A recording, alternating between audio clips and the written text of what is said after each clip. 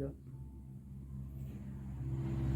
Ketika kita membuat karya tulis ilmiah, tentunya kita juga harus bisa mempresentasikan apa yang kita buat, yaitu karya tulis ilmiah tersebut. Mau itu berupa artikel, kemudian makalah, kemudian juga skripsi dan juga disertasi. Maka sebelum kita menjelaskan tentang bagaimana mempresentasikan karya tulis ilmiah itu dalam bahasa Indonesia, maka ada beberapa jenis-jenis presentasi. Nah, yang pertama yaitu ada presentasi persuasif, yang kedua ada presentasi informatif, dan yang ketiga ada presentasi training. Presentasi persuasif yaitu dalam arti persuasif sendiri yaitu adalah bujukan, kemudian rayuan, ataupun juga ajakan. Maka di dalam presentasi persuasif yang mana isinya adalah memperkenalkan dalam suatu produk marketing, kemudian mungkin juga memperkenalkan dalam suatu kegiatan yang mana di bidang kerohanian, seperti ada ceramah yang mana intinya adalah ya persuasif atau seperti rayuan kepada konsumen ataupun klien atau nanti audiens yang akan menerima dari presentasi kita. Kemudian yang kedua yaitu presentasi informatif, yaitu dari kalimat informatifnya saja kita sudah ngerti bahwa informatif yaitu informasi. Maka apa yang kita sampaikan, presentasi yang kita sampaikan itu adalah berupa informasi, mungkin kegiatan ataupun juga produk ataupun juga sistem dan lain-lain. Dan yang terakhir adalah presentasi training, yaitu presentasi yang dilakukan berupa pelatihan ataupun juga yang diterapkan dalam suatu sistem. Nah, maka presentasi training itu ya dibuat untuk menjelaskan mungkin suatu sistem pengajaran dan juga yang lain-lain.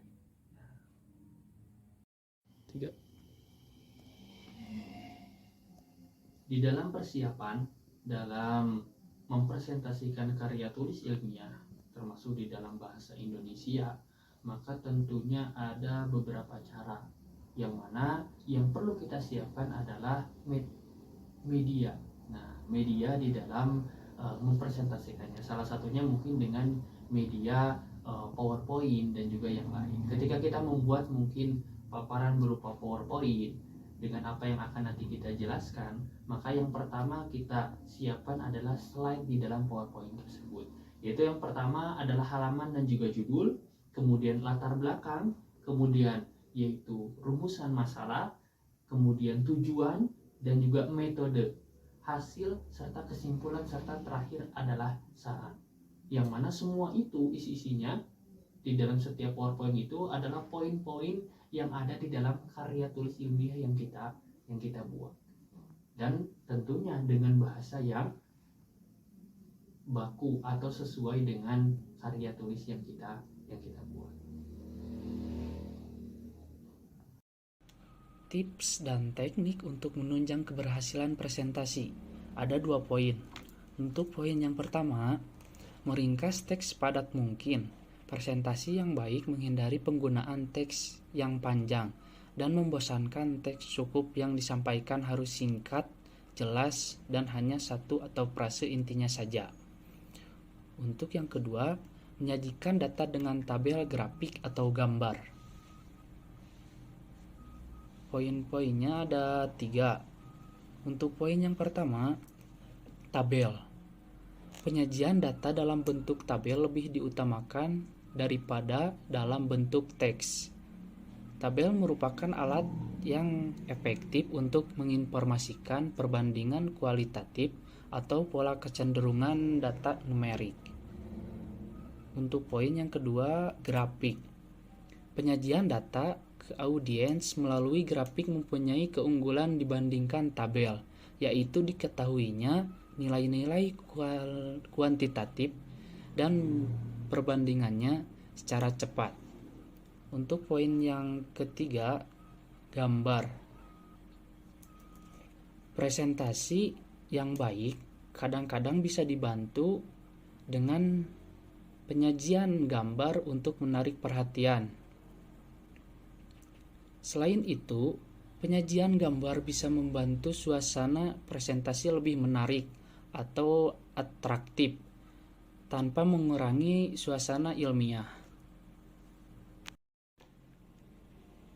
Menjelang dan saat presentasi, ada beberapa poin. Untuk poin yang pertama, mengecek peralatan presentasi.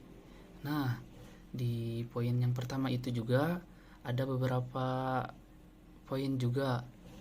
Untuk poin yang pertama, ketika kita akan mempresentasikan karya tulis, kita perlu memeriksa peralatan presentasi seperti LCD, proyektor, layar, atau bidang di mana slide yang akan diproyeksikan.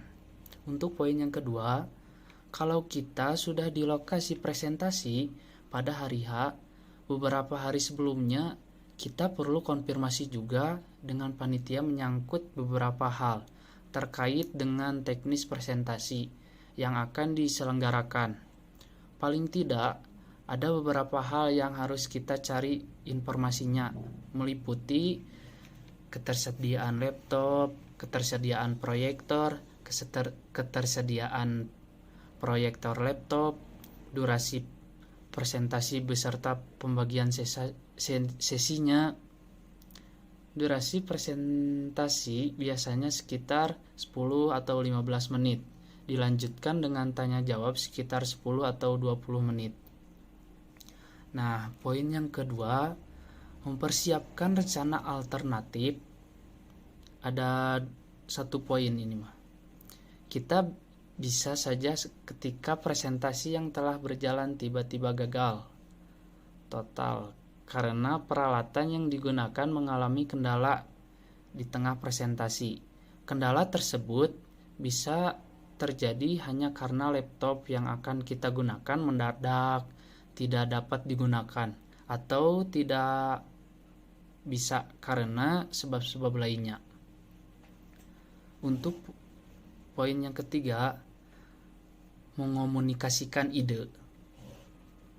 Pada saat kita tampil di depan audiens, buatlah kesan bahwa melalui presentasi ini kita sedang mengomunikasikan ide sendiri. Jangan biarkan orang mengambil kesan bahwa kita hanyalah orang suruhan untuk menyampaikan presentasi tersebut dan tidak bertanggung jawab pada ide yang disampaikan.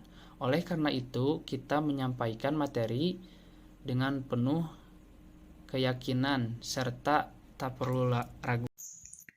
Unsur-unsur dalam presentasi. Keberhasilan sebuah presentasi setidaknya terletak pada 4 unsur yang ada di dalamnya. Keempat unsur tersebut, yang pertama dan yang paling utama adalah presentatornya, yaitu orang yang menyampaikan presentasi secara langsung di depan audiens. Berikut adalah keempat unsur tersebut. Yang pertama adalah presentator adalah seorang penyaji informasi. Tidak semua orang mampu menyusun suatu paparan sehingga mudah diterima oleh pihak sekalipun. Orang tersebut sebenarnya menguasai permasalahan yang akan dipresentasikan. Dan yang kedua adalah materi yang disampaikan. Materi yang disampaikan sebenarnya memiliki bobot yang paling menentukan. Oleh karena itu, dari awal kita bahas mengenai betapa pentingnya ide yang hebat. Materi yang dipresentasikan harus memiliki beberapa unsur sebagai berikut ini. Yang pertama yaitu kejelasan.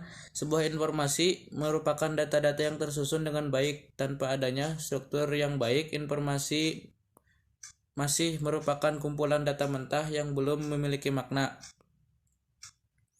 Untuk menjelaskan hal-hal tersebut, khususnya menyampaikan materi tersebut, harus memiliki unsur kejelasan.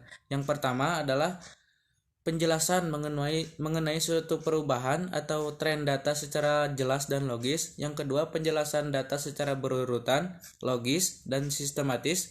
Dan yang ketiga, memperlihatkan urutan peristiwa dari sudut yang berbeda. Yang keempat, menyebutkan langkah-langkah penelitian secara runtut. Dan yang kelima, menampilkan informasi yang saling berhubungan. Unsur selanjutnya yaitu berpihak pada audiens. Dalam melakukan pendekatan kepada audiens, usahakan kita menempatkan diri pada posisi mereka. Berperanlah seolah-olah kita berada pada posisi mereka sehingga informasi yang akan disampaikan bisa menyentuh sasaran, bisa tersampaikan kepada audiens. Dan untuk unsur selanjutnya yaitu sarana yang dipergunakan untuk menyampaikan presentasi. Sarana yang digunakan yaitu bermacam-macam yang akan digunakan seperti laptop, LCD projector, laser pointer, serta sound system dan lain sebagainya. Unsur selanjutnya yaitu audiens yang dijadikan sasaran sebagai penerima informasi. Jika ketiga unsur di atas dipersiapkan dengan baik tetapi ternyata tidak ada audiensnya atau tidak penyampaian materi juga harus mempunyai unsur ringkas. Sebuah laporan maupun penjelasan yang panjang tidaklah efektif untuk disajikan dalam sebuah presentasi. Dalam menyusun sebuah presentasi haruslah digunakan cara-cara peringkasan dan disajikan secara visual untuk memudahkan audiens untuk memahaminya. Dan untuk selanjutnya unsur untuk menyampaikan materi yaitu kesamaan pemahaman dengan audiens. Dengan bantuan diagram alir atau flowchart akan dapat dicapai suatu kesamaan pemahaman terhadap suatu informasi yang sifatnya prosedural atau penjelasan tentang jalannya suatu proses. Dan yang selanjutnya unsur penguatan. Penguatan adalah suatu proses untuk mengingatkan kembali suatu informasi dengan cara mengulang penyampaian materi. Penunjang penampilan presentator yaitu ada 2 poin. Poin yang pertama adalah bahasa tubuh atau body language. Salah satu macam bahasa komunikasi adalah menggunakan bahasa tubuh seperti gerakan tangan, gerakan badan, mimik muka, dan sebagainya merupakan sarana kita dalam berkomunikasi. Penguasaan panggung yaitu bergeraklah mengisi ruang, janganlah hanya berdiam diri seperti patung yang berbicara di depan audiens. Poin yang kedua yaitu metode penyampaian. Presentasi menuntut adanya persiapan yang matang terkait metode apa yang akan digunakan dalam menyampaikan materi. Ada beberapa metode penyampaian yang bisa kita pilih dalam presentasi. Masing-masing dari metode tersebut tentu memiliki kelebihan dan kelemahannya masing-masing.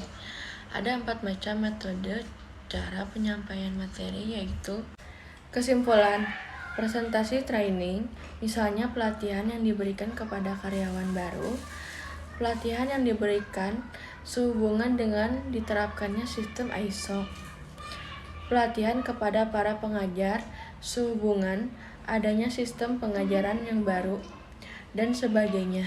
Membuat slide presentasi suatu penelitian yang mempunyai nilai intrinsik yang sangat tinggi serta manfaat yang sangat besar terhadap pengembangan iptek dan perbaikan kehidupan masyarakat